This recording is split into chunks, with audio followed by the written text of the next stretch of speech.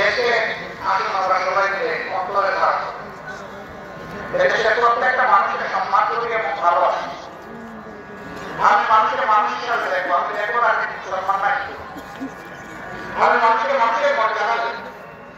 যদি প্রত্যেকটা মানুষ এভাবে মানুষকে সম্মান দেয় এবং ভালোবাসে, এই দেশটা সাথে টুকরায় গণ্য করবে ইনশাআল্লাহ। এবং বিশ্বের মধ্যে একটা ঈশ্বরীয় দেশ এটা।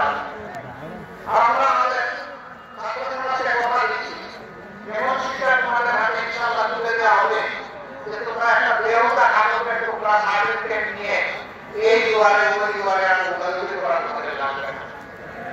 তোমাদের শিক্ষার মান উঠে আসার সাথে সাথে কাগজের টুকরা আর তোমাদের ন্যায্য পাওনা তোমাদের চাকরি বা কাজ তোমাদের হাতে উঠে যাবে।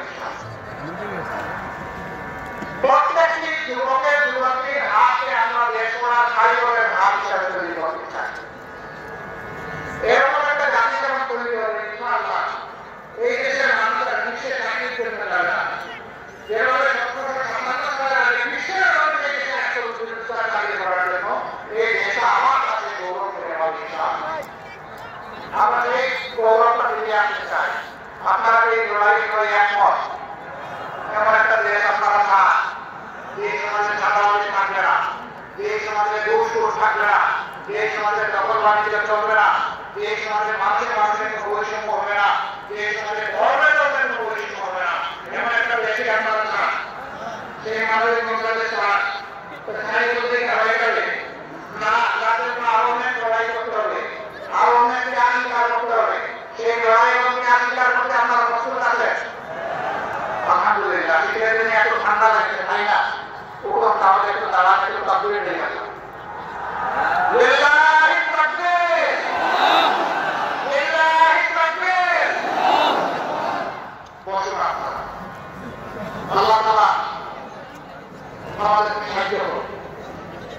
আপনাদের মাধ্যমে দেশবাসীর কাছে আমাদের একটা অনুরোধ, যতক্ষণ ন্যায়ের উপর দেশবাসীর স্বার্থ সংরক্ষণে এই লড়াইয়ে আমাদেরকে আপনারা দেখবেন, আমরা আপনাদের ভালোবাসা থাকতাম, আমরা আপনাদের দোয়া চাই, সাহায্য সমর্থন চাই।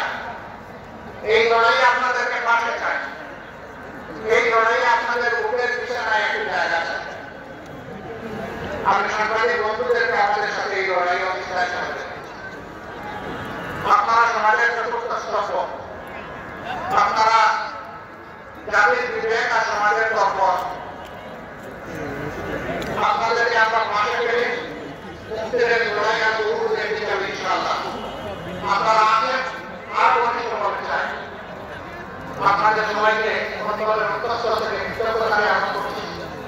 আপনারা সময়ের কুরবানি স্বীকার করেছেন, এই শিবিরের মধ্যে চলে এসেছেন, আমাদের মূল মহান রবের দরবারে দোয়া করি আল্লাহ তাআলা এই খুশির মালিক করুন। এই খুশির ইজ্জত মর্যাদা